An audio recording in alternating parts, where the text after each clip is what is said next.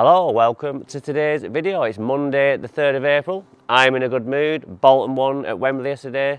The sun is shining, lovely blue sky. Bit chilly though, but today we're back in Chorley and we're going to be working on the front lawn. Now if you remember last August, I brought Joshua and we started digging up this lawn and we brought in loads of root zone and mixed in some field compost number 4 and we reseeded it. Well, as you can see behind me, it's looking really good. So today we're going to be renovating it. And I know one of the biggest questions I get asked is when or can I scarify a new lawn? And the answer is yes. I'm going to show you that today. There's a few areas where we need to do a bit of overseeding, but in the main, we're looking really good. So we're not going to be overseeding the whole lawn today. We're just going to be doing little patches and I'll show you how to do that. But we'll be top dressing the whole lawn and I'll explain why later on. So let's get cracking.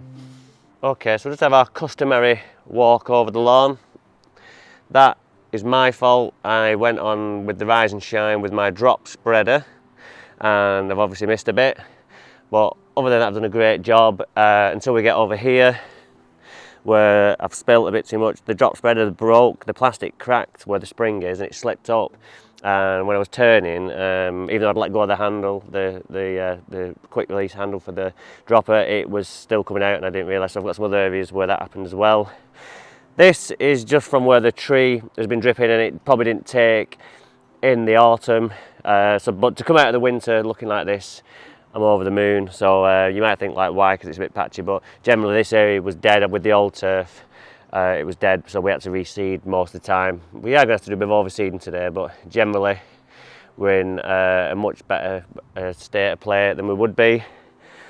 Just in the shade of the hedge and everything all the time. So this is where we're going to overseed, but because we're looking so good everywhere else, we don't need to overseed everywhere else. So when we scalp it, we're just going to overseed the patches. They're just better, and it was where also the fleece was. It was really windy when we did it, and I thought I put enough pegs down, but it dried out, and the sheets were flapping around, and it was just moving the seed around. So it's a bit thick, too thick in places.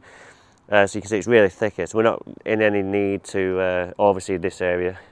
But we'll just have to ruffle these bits up with the fork and that. This area again, I think this, I don't know what happened here, it just never ever took. But you see it's taken here, but just never there, so I don't know, maybe there's some like leather jackets in there or something. They've nibbled that away, but anyway, we'll sort that out. We trimmed this back, didn't we? As you can see, it causes a few issues, but it won't cause as many issues this year because there's not as many on there, but normally I can't do anything with this lawn until they've dropped. So whether I fleece it today or not, we'll never know. And I must own up, this is where I spilt the fertiliser when I was turning. So yeah, my boo-boo. But again, we'll just sort that out, no problem. So first thing I'm going to do is, I think to go on here straight away with the cylinder is going to be too much. So I'll go on with the rotary. We'll take off as much as we can with the rotary on number 1. And then we'll get on with the cylinder and scalp it that way, the first job, and then we'll get on with the scarifying.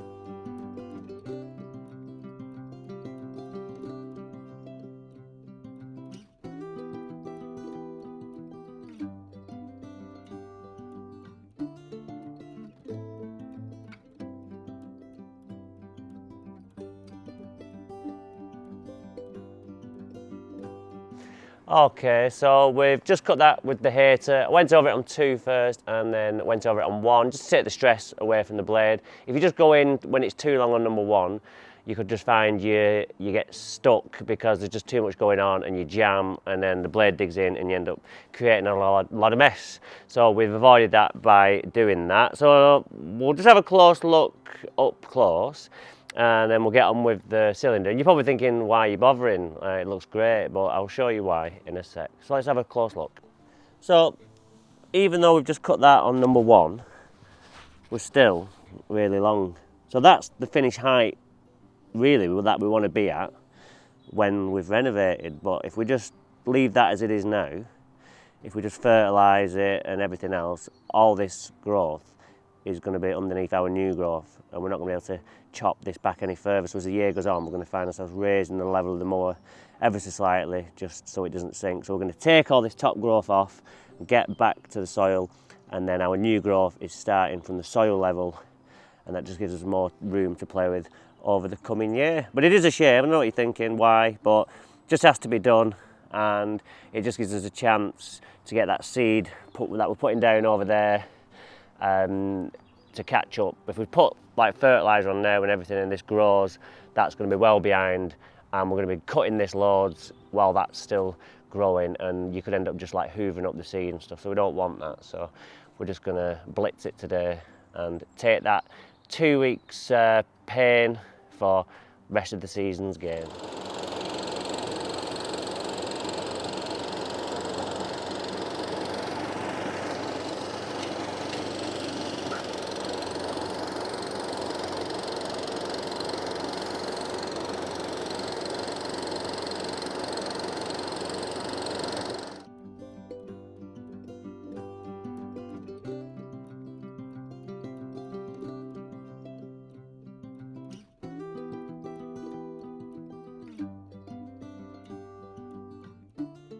Alright, that's all nicely scalped now.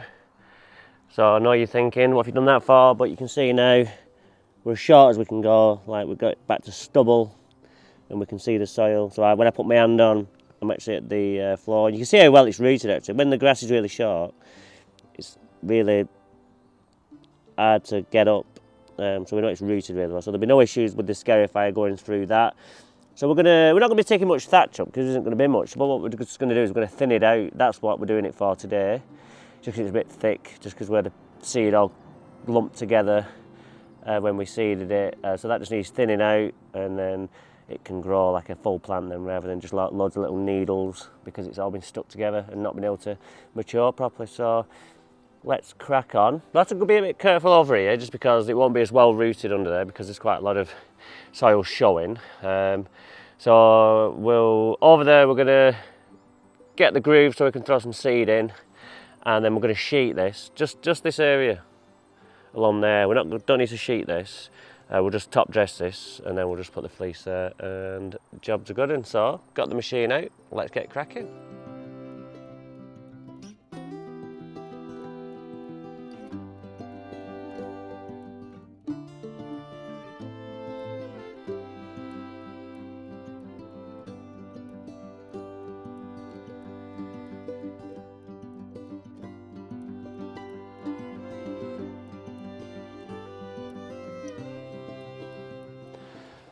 Alright, so we've just scarified there, as you've seen, gave it a double pass, and we're still intact. So even though the lawn is only 6 months old, because we've done everything right, it's well anchored. Now I'm going to try and now pick all this debris up that we left behind, but because it's a new lawn, there isn't much to do, and because it's so fine, this rake, it's not really going to gather anything up, because the grass in that is just falling through the holes in the rake. So because we're not seeding the entire lawn, what I can do today is what we couldn't do in the back, is go over it with the hater, because I'm not too concerned if I close these grooves up. Over there I will, but what I can do is I can get my hand tool out, and before we seed, I can just ruffle those areas back up, and if need be I can just blow off the thatch that's come up into the board and pick that up at a later date, or today, whichever one. So, looking a mess, I know, but we've got to do this, so in a month you won't recognise this, and this is probably, or possibly, going to be one of the best lawns you've ever seen. Now I just want to show you something over there where it's not had any sun yet at all ever, so we're a bit behind, but I'll just show you what we're going to do there. So we're just a little bit behind here. It's in the main, it's alright. Obviously I've just these areas here where it's just not grown, and it didn't grow last year either, so hopefully this year, hopefully by like 5-6 o'clock it does come round here and it just gets the last dregs of the day. So as the summer goes on and it's higher up, we should get a bit more sun, but the dog tends to stand here as well when it gets out of the car, so I think there's a bit of damage as well from that, and coupled with the fact that it's always wet because it doesn't dry out, it's just like a vicious circle. So we'll see what we can do with this. I've had it growing in years gone by when we had the turf, so I don't see any reason why. It's just going to be a little bit behind, you know, the rest of the lawn, just because of that sun factor.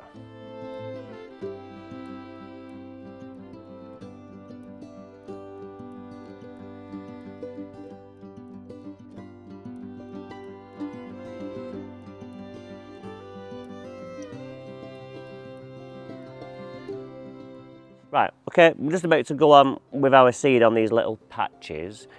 What we don't want to do is put 1,000 seeds in there. We just don't need to get a handful and throw it on there. You're just going to have too much on there and it's going to all clump together and it's going to perish very quickly after coming through, just because it's going to get sweaty and it's going to get disease then, and it's just going to rot away and leave you with a big orange clump. So we just ruffle it up a little bit, just get our fork, same fork as the other day, just aerate it a little bit and then just sprinkle 4 or 5 plants in. That's all you need to do, and then just firm down. And then when we go over with the top dressing, that's going to cover it over and it'll come through nice. So you only need like 4 or 5 plants in there because they're going to grow into a full mature plant and cover that area nicely. I touched on it last year and it came through an absolute treat. So no grabbing a handful and then just going like that, because it's wasting seed and you're just wasting your time and it won't work. So I'm going to get on with the rest of them, so I'll see you back shortly when we're ready to top dress.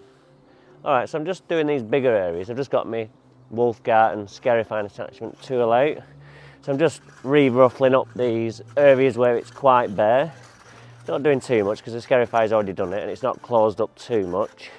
I'm literally just raking back and forth and just creating some nice tilth to the soil where it's been a bit flat. I was in 2 minds to sand this lawn just because it's a bit patchy, but I think we're going to get away with the field compost. If we need to do a bit of top dressing after, we can do. That's not an issue. But I think I've done a good job. Generally all over, so we don't need to do the sanding. That was in the plan. Normally when I do a seeding job, I have to, but I just think I've done a really good job this time around, and we don't need to do that. No, the mower would have told me if it was really undulated by just, it would have scalped in certain areas and not others, but it's pretty consistent all the way across. So I'm getting better as the years go on. Well, either that or I've fluked it. Could be that. Could be that after all, who knows. So we'll just do that. And then what I'm going to do is, I'm just going to use the seed spreader, the rotary spreader, just to spread the seed. Too big an area to do by hand. I can't get as accurate as that by hand as I can with the spreader, so we'll do that, and then we will get on with the top dressing and then a bit of seed. I'm sorry you can't see very well, but it's just the sun's out and it's just casting a shadow on the lawn, so it's often the way, innit? When you want it to be sunny, it's not, and when you want it to be not sunny, it's absolutely glorious. But I'm not complaining, really. We'll get there. Right, so what I'll do is I'll get the seed on and then we can get with some top dressing. So I'm just got it on 32 and I'm just going to pass over it. If we get some in the border, it doesn't matter. We can always, just going to be straightening that border up soon anyway once it grows. And just come around here and do that. And like I said, we'll just sheet this area after, just to stop the birds nibbling at it. So I'll do this area and I'll go over there and do that, and then we'll get back to some top dressing. Okay, so we're just ready to go on with the top dressing, the field compost number 4. Really good stuff, really fine, like dust, and it's really good for top dressing your lawn with. You get a 10% discount, managed to source that for you. It's DHLE10, so remember, if you're using that, check out, and then you get your 10% discount off that. So what I'm going to do is I'm going to pour it out, as I've done in previous videos, and then spread it. Now, I am going to do that, even though I've not overseeded the whole lawn, I am going to spread it over the whole lawn for a couple of reasons, or a few reasons. One being, even though it's not got any added nutrition in it, it's still a source of nutrition with all that breaking down of the green waste in there. So it could give us a colour variance. If I just do that and then don't do it there, we could end up with 2 different colours. So that's one reason why I'm going to do it all over. And the second reason is that I just want to add some more bacteria and biology to the ground. So we're just going to spread it all over and then it can rot away. And over the course of the year, we can add some compost seed to it and just get a really nice eco-friendly lawn going, trying to cut down on the amount of fungicides that we use in the industry. So we've got to come up with new ways. So I'm testing these things out, see if we can do it. It's not always possible, but you know, one day we're going to have to get used to these things because they won't be there. They're just going to get banned. Maybe not in my lifetime, I don't know, or our lifetime, but definitely for the future generations. I know you're all keen on protecting the environment and that. I don't have to get some gyp, still get gyp. Even though I'm not using Jack's Magic anymore, I get to comment on one of my videos from last year, "You're still using Jack's Magic, shame on you." Get lost. I'm not using it anymore, and even if I was, it's not been banned yet, so I'm well within my rights to use it. So, you know, whoever you were, you know, you're an idiot. Don't care. Just because people think, just because I'm doing the video and they're watching it, means that they can just shout abuse at me and I'm not allowed to answer back. The minute you answer back, "Oh, you can't speak to me like that." It's like, just because it's on YouTube doesn't mean I'm like, kind of, can't have my say back, you know. Somebody asked me, he said, "Can I suggest using a better camera?" I'm like, "I'm using an iPhone 14 Pro Max. It doesn't come any better than that." But he didn't have the answer for me, and I had to go at him. "Oh, you know, you just can't take criticism." There's nothing to criticise. It's the best camera on the market as far as like phones go. But he didn't have the answer when I went back at him, and he's still not come back to me. So if you're going to have a go at me, at least have the answer to my question when I come back at you with the answer. So I have got a brilliant resolution camera.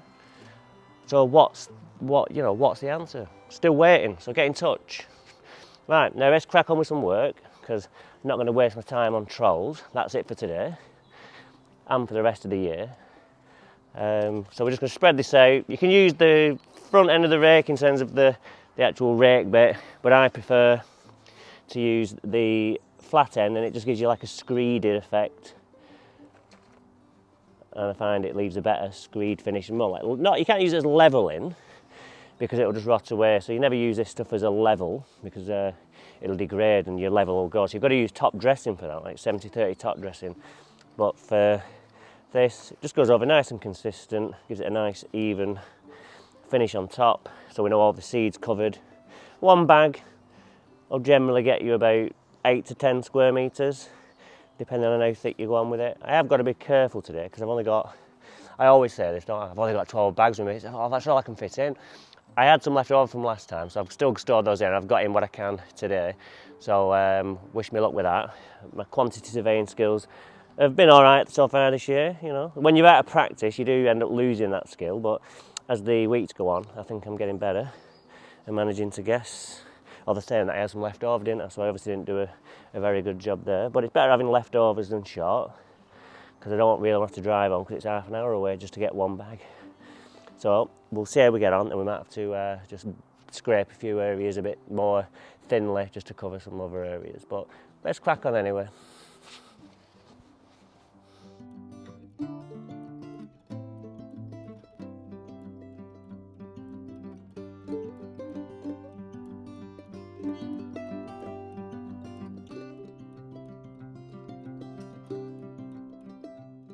Right, okay, we're just ready to go on with our fleece. Now, I've got this tree in the way and I want to go down there. So what I'm going to do is, I'm going to put a couple of pegs in up here. It's a bit hard work this, the wind's really picked up. So I'm going to go around the tree and I'm just going to cut out the shape of the actual border once I've anchored it down. And I can just do it in one swoop then. And that saves on pegs as well. See how it's blowing now. Now, decided to get the fleece out, wind picked up, always the same, never lets me down. So we'll stick it there like that, get it in, just give me an anchor, and then we can then roll it down. If I have to take some pegs out of the back, I can do, because there's plenty in there and it's held pretty good actually. So I'll show you later what's going on in the back, but for now it's just about getting this done. I suppose I could have rolled that down a bit further, but I'll just cut this off, it doesn't matter. Time is against me today. Had a lie-in. Bolton won 4-0 yesterday, so I didn't get back till late. And I got up early, so I just thought I'll have a bit of extra time in bed this morning. Self-employed, why not? Right, so we're going to roll that all the way down. Just stick a peg in every now and then, just so it doesn't blow up. Because I'm only doing one row, so that's more or less done now. Like that, and I can go all the way down here. I will have to stop at this camellia, a bit lower down, just because I can't go through that. But as long as we're covered over here, then I've not really got a problem with it. So I'll just stick some in for temporary measure, and then we can cut round, cut this shape out. Always go over the edge and then you're not short, give you something to play with, and then we'll be about right. So I'll just move that out of the way, like that, perfect. Let's get another peg over here. And then this one, this side's more or less done. So I can always get some more pegs on the back. It's not coming through yet in terms of any seed, but it's lovely and hot under there. So I think in a couple of days, I think we could be cooking with gas there. What's going on here now? Oh, it's just come away there. I think I pulled it too hard. Trouble is the wind blows right through this hedge, as you can see, and it's just catching that, which was the problem last September when we seeded it. Although I did lay it that way, didn't I? And it still didn't stop it.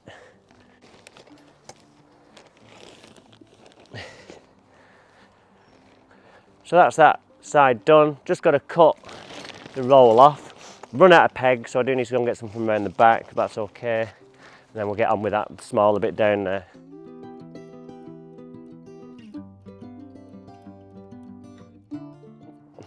Okay, fleece is down, ready to go on with my H2Go wetting agent. Purely optional, you don't have to, but it just helps the water get through the fleece and helps break down the waxy, fatty coating on the compost, which just comes naturally when you rot down green waste. So just going to spray it on and then we'll get on with some watering.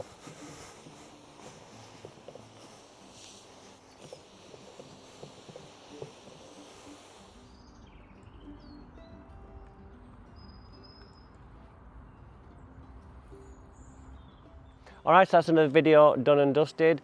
We've absolutely wrecked this one today, but it's for the greater good, and in a month this lawn is going to be one of the best you've ever seen. So what have we done today? We came in, we scalped it with the cylinder, we then scarified it, we overseeded some areas, top dressed it all, and then we fleeced some of the areas as well. So if you want to see more lawns being turned around, then join us next time on Daniel Hibbert Lawn Expert. And don't forget to like and subscribe if you like what I'm doing. It really helps me out and lets me know what content you guys like. So until the next time we meet, we'll take care and we'll see you soon.